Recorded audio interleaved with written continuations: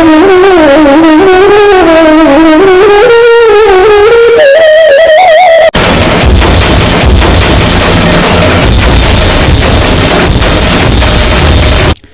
श्री जीव गोस्वामी पाद के द्वारा विस्तृत रूप से वर्णित श्री हरिनामित व्याकरण है, अर्थात हरि के नाम से संबलित व्याकरण।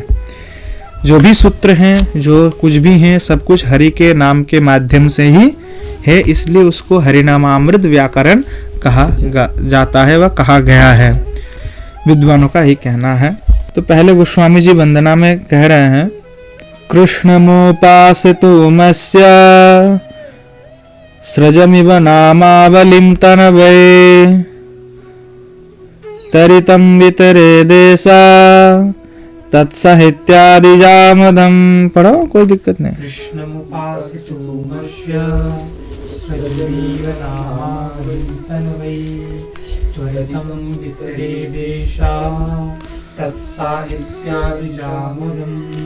आहत जल्पित जटितं दृष्ट्वा, पढ़ो, आहत जल्पित जटितं दृष्ट्वा शब्दानुशासनस्तुमं शब्दानुशासनस्तुमं हरिनामावलिवलितं हरिनामावलिवलितं व्याकरणं वैष्णवार्थमाचिन्मः व्याकरणं वैष्णवार्थमाचिन्मः व्याकरणे मरुनिवृत्ति व्याकरणे मरुनिवृत्ति जीवनलुब्धः सदाग संविघ्नः जीवनलुब्धः सदाग संविघ्नः हरिनामामृतमेतत् हरिनामामृतमेतत् पिबन्तु शतधा भगाहन्तम् पिबन्तु शतभावगाहन्तं साङ्केत्यं पारिहास्यं वा साङ्केत्यं पारिहास्यं वा स्तोभं हेलनमेव वा स्तोभमेव वा वैकुण्ठनामग्रहण वैकुण्ठनामग्रहण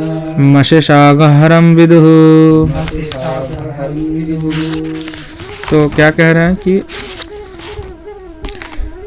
कृष्णमुपासितुमस्य सृजमिव नामावलिं तनवै तरितं वितरे देशा तत्साहित्यादि जामदम। तो यहाँ पे टीकाकारों ने बहुत कुछ कहा, हमने पूर्व में टीका का भी थोड़ा सा आस्वादन भी किया था। तो कृष्णमुपासितुमस्य अर्थात यहाँ पे दो प्रकार के अर्थ किए हैं, हम ज्यादा अधिक अर्थ नहीं करेंगे अभी।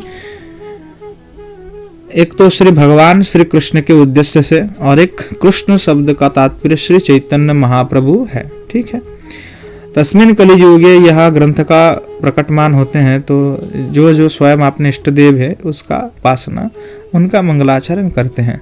अर्थात कोई भी ग्रंथ हम लिखते हैं, उस ग्रंथ लिखने से पहले ग्रंथ का मंगलाचरण किया जाता है, क्योंकि मंगलाचरण के बिना ग्रंथ की सफलता नहीं होता है। अथवा ग्रंथ लिखने के जब लिखते हैं तो उसमें हो सकता है कोई बाधा आ सकता है, कोई विघ्न आ सकता है, कोई आपत्ति हो जाए। आप सही है? तो हाँ, कोई विघ्न हो जाए, कोई आपत्ति हो जाए, कोई विघ्न हो सकता है, कोई आपत्ति हो सकता है। इसलिए ग्रंथ की पूर्ति के लिए कि मंगलमय रूप से, शुभ रूप से उसका पूर्ति हो जाए, इसलिए मंगलाचरण किया जाता है। तो यहाँ पे जो है श्री गोस्वामी पाद भी मंगलाचरण कर रहे हैं ग्रंथ की निर्विघ्न में समाप्तार्थ है। शास्त्र यह कहते हैं कि ग्रंथारंभे ग्रंथ मध्य ग्रंथ अंत्य च मंगलम आचरित। ग्रंथ की मध्य में, ग्रंथ के अंत में और ग्रंथ की पहले में, है ना, प्रारंभ में मंगलाचरण करना चाहिए। किस लिए? ग्रंथ की परिविघ्न नाश आए, विघ्न नाश करने के लिए, है ना। तो मंगलाचरण अनेक प्रकार के होते हैं इसमें, तो कई विस्तृत इस विषय पर है, क्या ज्यादा विस्तृत नहीं बोलना क्योंकि पहले मैं पढ़ा चुका हूँ इस विषय पे। तो यहाँ पे इष्टदेव नमस्कारात्मक, वस्तु निर्देशात्मक, और उसमें भी अलग अलग भेद भी होता है। तो मुख्यतः लोग वस्तु निर्देशात्मक, इष्टदेव नमस्कारात्मक, इस प्रकार के मंगलाचरण करते हैं। यहाँ पे इष्टदेव नमस्कारात्मक एवं वस्तु निर्देशात्मक मंगलाचरण दोनों ही किया गया है। तो क्या है? कृष्ण मुपासितुमस्य और उद्देश्यात्मक, इष्टदेव नमस्कारात्मक। तो इष्टदेव को उद्देश्य करते हुए, उनको नमस्कार करते हुए क्या है कह रहा है, कृष्ण मुपासितुमस्य सृजमिव नामावलिं तनवै तरितं वितरे देशा तत्साहित्यादि जामदम्। तो ये क्या है कि कृष्ण की उपासना करने के लिए उनके नामावली के द्वारा, जैसे एक माला गुंथन कैसे होता है, क्रम से होता है, पुष्प के द्वारा, तो पुष्प के द्वारा ही भगवान की क्या करते, सेवा किया जाता है। तो यहाँ पे वाणी रूपी पुष्प के माध्यम से, है ना, क्या वाणी भी पुष्प है, वाणी भी पुष्प है। जैसे मानस में पुष्प दिया जाता है भगवान को वस्तु की अभाव होने पर, तद्रूप यहाँ पे वाक रूपी पुष्प के माध्यम से, स्तुति के माध्यम से भगवान की उपासना किया जा रहा है। क्योंकि अक्षरम परमम ब्रह्म, अक्षर ही परम ब्रह्म है, और सर्व वर्ण ये वो भगवत स्वरूप, हाँ सभी वर्ण जो है भगवत स्वरूप है। आगे जाकर के ये भी कहा नारायण दुद्भुतयम वर्ण, तो नारायण से सभी वर्ण का उत्पत्ति हुआ है। तो तदीय वस्तुम तुभ्यमेव समर्प है ना, तदीय वस्तुम तुभ्यमेव, जैसे भगवान से ही पुष्प आदि सभी सब कुछ का सृष्टि क्रम विकास हुआ, और उसी भगवान के उत्पन्न सभी वस्तुओं से ही भगवान को हम पूछते हैं। हाँ, तो वाणी भी भगवान से उत्पन्न हुआ, और उसी वाणी से ही हम भगवान को ही पूछते हैं, उपासना करते हैं। तो कह रहा है कृष्णम उपासितम, कृष्ण की उपासना करने के लिए अस्य सृजमिव नामावली, उनके नामावली के द्वारा तनु विस्तार तन्वयी सृजमिव, जैसे माला को गूथा जाता है उसी प्रकार से मैं कृष्ण नामावली के माध्यम से कृष्ण की उपासना करने के लिए विस्तार करने जा रहा हूँ। किसका करने जा रहा हूँ? तरितम वितर देश, ऐसा व्याकरण का, ऐसा ग्रंथ का निर्माण करना जा रहा हूँ जिसका अध्ययन करने से वितर देशा तरितम बोल है कि जो तरितम वो तरन हो जाएगा, जो भी राग देश आदि से विमुक्त हो करके तत्साहित्य आदि जामदम, वह उस साहित्य को पढ़ करके जान करके यह साहित्य वह उस व्यक्ति को, अवैष्णव को आनंद प्रदान करेगा, यह आनंद में वो डूब जाएगा। मूलतः इतना ही इसका भाव है। आचार्य ने इसकी टीका में भी कहा, उन्होंने प्रथमतः अद्वैत एक स्वरूपंच नित्यानंदात्म धाम काम नमामि तत्परम तत्वम कृष्ण चैतन्य विग्रहम। श्री अद्वैत प्रभु नित्यानंद और श्री मन महाप्रभु की वंदना करते कहते हैं, जीव गोस्वामी को प्रणाम किए, बाकी सभी को प्रणाम करते हुए कहते हैं कि जो जीव गोस्वामी की व्याकरण के अध्ययन करने से जो है उसका कल्याण हो जाता है, पढ़ते उसको भगवत प्राप्ति हो जाता है। और कली युग में सभी का स्वल्प आयु है, फिर भी नृणाम समिच्छन, नृण चाहता है कि वो ज्ञान को प्राप्त करे, परंतु शब्दानुसून जलधि, शब्द जो अनुशासन है वो महाजलधि है, तो उसको पार करना सबकी बात नहीं है। परंतु यह हम जो कृपालु श्री जीव गोस्वामी पाद ने हमें ऐसा अमृत स्वरूप समुद्र का प्रदान कर दिया शब्दारूपी, जिसके अनुसंधान से हमें अमृत भी प्राप्त हो जाता है। इस प्रकार से उन्होंने भाव किया है। तो यहाँ पर उन्होंने इसी बात को श्री आचार्य पाद ने टीका में कहा, उसको मैं विस्तारित नहीं करने जा रहा हूँ, ठीक है, कभी समय होगा तो कहन करेंगे। तो यहाँ पे मूलतः श्री कृष्ण का और श्री मन महाप्रभु दोनों का ही वंदना एक ही श्लोक से हो गया पक्ष में, ठीक है। और जो साहित्य आदि आमदम है, तद भगवान के नामावली से युक्त जो भी साहित्य हैं, वह साहित्य का ध्यान से ही भजन पूजन सेवा सब हो जाता है। और वहाँ पे कहा कृष्ण उपासित मत अनुशले, तुम कृष्ण का भजन अनुशीलन क्या है? हरिनामामृत व्याकरण पढ़ना पढ़ाना, यही अनुशीलन ही भगवान की सेवा है, पूजा है, भजन है। इसमें और भी स्पष्ट रूप से आचार्य ने कहा, कृष्ण से नामनाम तत्प्रचारितानाम तन्नामावली तत्साहित्यादि जामदम इति पूर्ववत, पूर्व में जिस प्रकार से कृष्ण की जितने भी लीला आदि का ध्यान करने से, लीला आदि का स्मरण से जिस प्रकार से हमारा कृष्ण भजन होता है, इसी प्रकार से कृष्ण से जुड़ा हुआ जो नाम है, ग्रंथ है, जो भी कुछ है हम ध्यान करते हैं तो हमें क्या करता है? कल्याणी प्रदान करते हैं वो। इस प्रकार से कहा। तो इसमें अधिकारी संबंध विषय प्रयोजन कहा है कि 4 प्रकार के जो है अनुबंध चतुष्ट होता है, 4 प्रकार। तो अधिकार संबंध विशेष प्रयोजनम अवश्यम वक्तव्यम शास्त्रादो, तो चतुष्टम, शास्त्र के आदि में अधिकारी संबंध विषय और प्रयोजन का निरूपण करना आवश्यक है और उसको कहना भी चाहिए। तो इस ग्रंथ में संबंध हमारा किसके साथ है? कृष्ण के साथ है। श्री कृष्ण है संबंध। विषय क्या है? व्याकरणम। विषय हमारा क्या है? व्याकरण अर्थात शब्दानुशासन को जानना, व्याकरण। और ग्रंथादित नामा अनुशीलन विधेयत। और विषय है, प्रयोजन क्या है हमारा? तो भागवत सेवन उपयोगी, भागवत आदि शास्त्र सेवन उपयोगी व्याकरणम ज्ञानम गौण प्रयोजनम। प्रयोजन क्या है हमारा? तो अधिकारी संबंध हो गया, एक तो हो गया। अब अधिकारी का निरूपण आगे करेंगे। तो क्या है, कह रहा प्रयोजन क्या है? तो पहले तो हमने संबंध जान लिया, विषय है व्याकरण। प्रयोजन हमारा दो प्रयोजन है यहाँ पे, एक तो गौण प्रयोजन है और एक मुख्य प्रयोजन है। तो गौण प्रयोजन क्या? श्रीमद् भागवत आदि जितने भी शास्त्र है उसकी पढ़ करके उसको समझना के लिए सेवन उपयोगी, हम सेवन कर पाए उसको, उस सेवन उपयोगी जो ज्ञान है। यहाँ पे सेवा का तात्पर्य नहीं कि सेवा, सेवा मतलब सेवन करना, पीना, खाना। तो कह रहा सेवन उपयोगी भागवत आदि रस शास्त्र को सेवन करने के लिए जिस प्रकार की ज्ञान की आवश्यकता चाहिए व्याकरण की, उसको जानने के लिए हम व्याकरण पढ़ रहे हैं। ये क्या है? गौण प्रयोजन है। और मुख्य प्रयोजन क्या है? तो बोले ह्लादिनी सारस समवेत संवेदाख्या भक्तिश्चात्र मुख्य प्रयोजनम। अर्थात ह्लादिनी शक्ति के सार रस का समवेत स्वरूप जो संवेदाख्या जो भक्ति है, उस भक्ति रस में प्रवेश करते हुए, भक्ति रस में निमज्जित होकर के भक्ति ग्रंथ का आस्वादन करते हुए आमोदितम आनंद को प्राप्ति हुए परमानंद की प्राप्ति होना, अर्थात गोविंद के चरण कमल की प्राप्ति होना ही हमारा मुख्य प्रयोजन है। तो ये हमारा दो प्रयोजन है।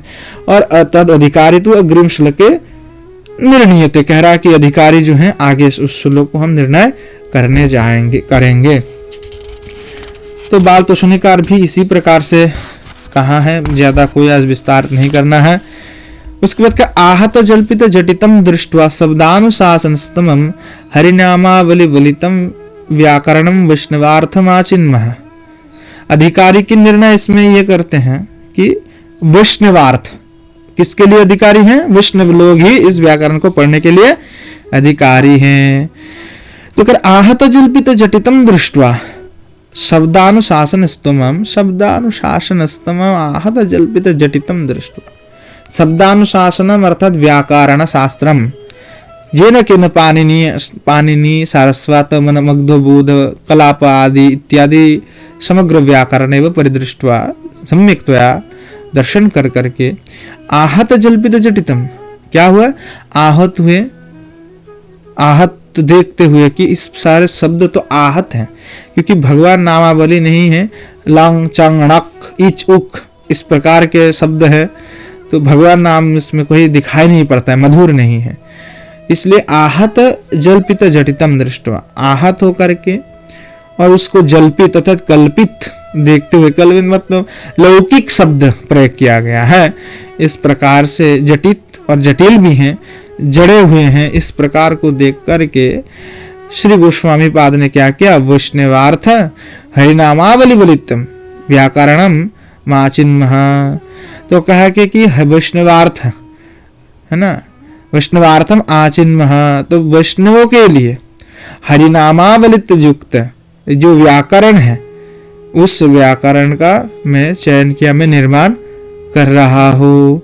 तो इसमें अधिकारी कौन हुआ? फिर जो वैष्णव लोग हैं, अर्थात विष्णु के दीक्षाओं को, अर्थात क्या कौन अधिकारी है? बोले कि भगवत संबंध बिना काल हरण से वैष्णव न अनिश्चित, भगवत संबंध के बिना काल का जो है पार काल व्यतीत हो जाए वो वैष्णव के लिए औचित नहीं है।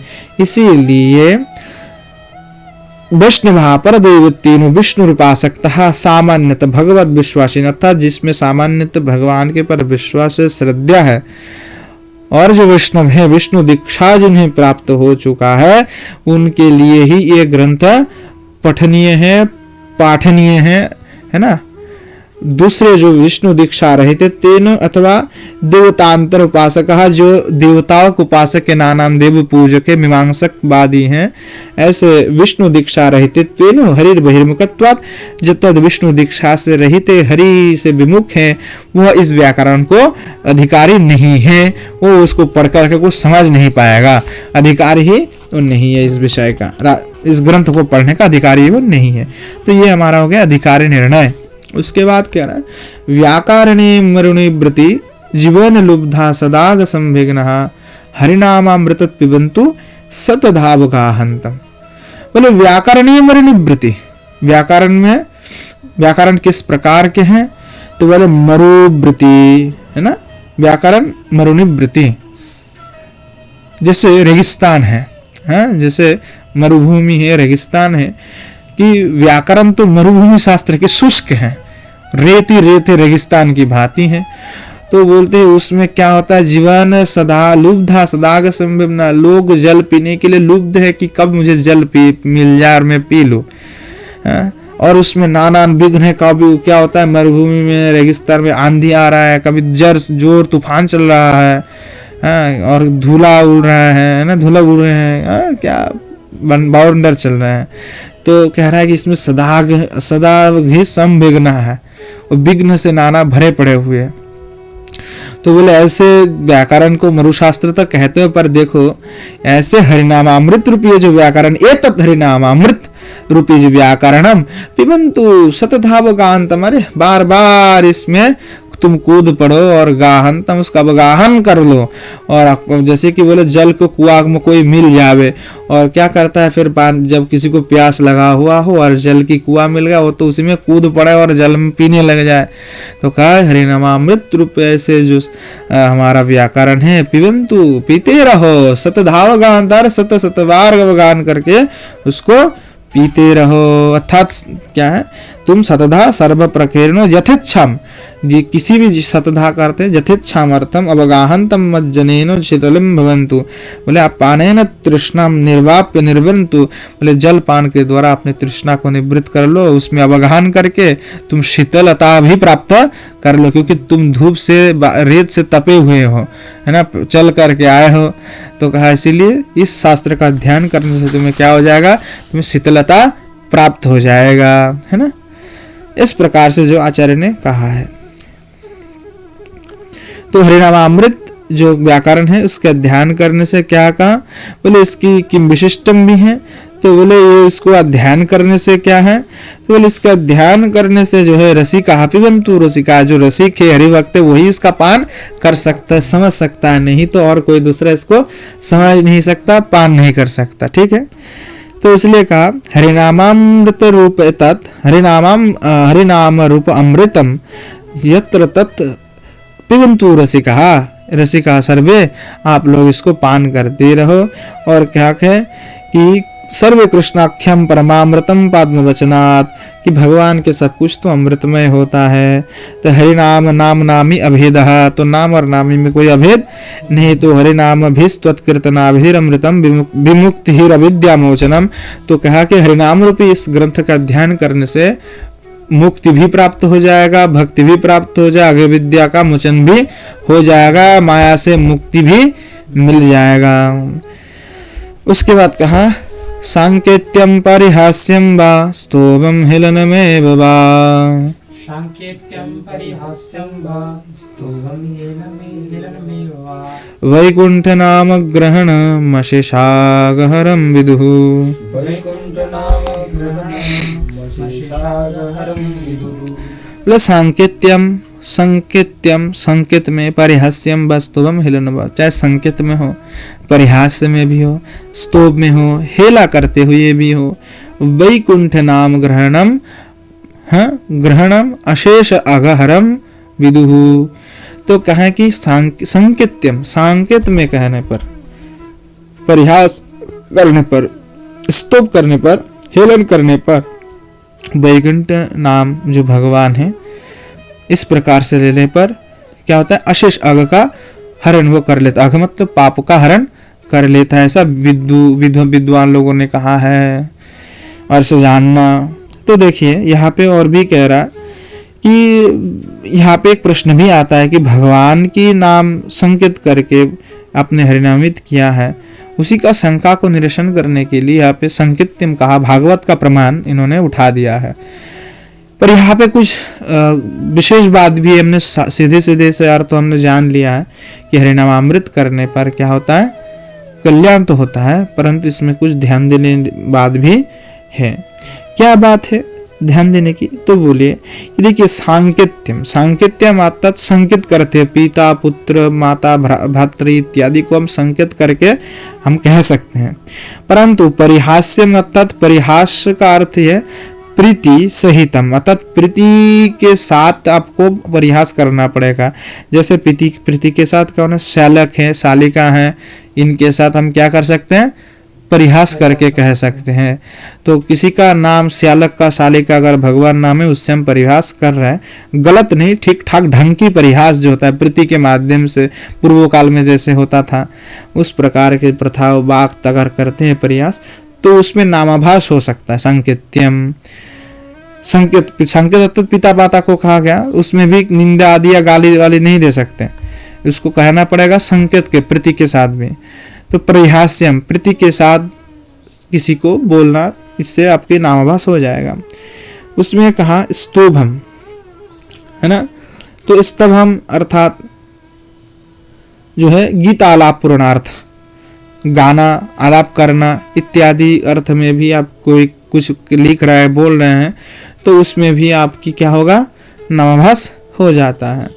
हेलनम, हेलन का अर्थ हो गया क्या? अवज्ञा, अर्थात जत्न रहित, नाम का आदर ना लेकर के, अश्रद्धा करते हुए, अवज्ञा करते हुए अगर नाम, हिला का तात्पर्य यह नहीं है कि आप उसको अवज्ञा कर रहे हैं, अश्रद्धा के माध्यम से ए विष्णु, है ना, इस प्रकार से अवज्ञा करना, यार विष्णु क्या जानता है, इस प्रकार से जो कहना, ऐसे अवज्ञा के साथ ताच्छिल्य करते हुए अगर कहते हैं तो वो नाम अपराधी हो जाएगा। तद हिलनम साभगी यथा किम विष्णु नीति, अर्थात तो बोले देखिए इस प्रकार से आप करेंगे तो भी उसके कल्याण नहीं हो पाएगा। इसीलिए प्रयत्न के परिहास का अर्थ यहाँ पे आप क्या है? निंदा नहीं ले सकते, ठीक है? उपहास यहाँ पे ले सकते हैं, उपहास करना, परंतु निंदा उपहास नहीं है लेना है। और उसके बाद जो है इस प्रकार से इन्होंने सीधी सीधी शब्द में कहा है कि ऐसे जो भगवान के नाम है, अर्थात जो वैकुंठ नाम है, अर्थात विकुंठ, अर्थात जहाँ पे जाने पर कोई हमें कुंठा नहीं रहता है, यहाँ जहाँ कोई कुंठा नहीं है, है ना? इसीलिए कहा क्या? यद वा विगता कुंठा माया यस्मत् स विकुंठ विशुद्ध स्वत्तम तनुरति वासुदेव वसुदेव इति जावत, कि जहाँ पे जाने पर, जहाँ में कोई कुंठा नहीं या जहाँ जाने पर कुंठा में नहीं रहता है, वही भगवत धाम है, वैकुंठ है। और उन नाम का शब्द आश्रय लेकर के जो वैकुंठ भगवान हैं, जो कृष्ण हैं, वही कृष्ण का नाम लेने मात्र से ही अशेष पाप हमारा हरण हो जाता है। इसीलिए कहा विदुर ने, इसीलिए आप ऐसा जानना। ये कौन कहता है? कि मुनि ऋषि लोग ऐसा कहते हैं। तो भगवान के नाम किसी भी प्रकार से ले सकते हैं, ऐसा नहीं है, उसमें ही विचार है। नामाभास भी होता है और क्या होता है? शुद्ध नाम भी होता है। तो नाम अपराध होने पर तो नाम उसको गिरा देता है। तो नाम अपराध होने पर नाम श्रद्धा के साथ, वृत्ति के साथ बार बार उसका जप करना चाहिए। तो इस प्रकार से आचार्य ने इस ग्रंथ का निर्माण में पहले मंगलाचरण में उन्होंने कह दिया है। ठीक है, तो आज मंगलाचरण तक ही रख देते।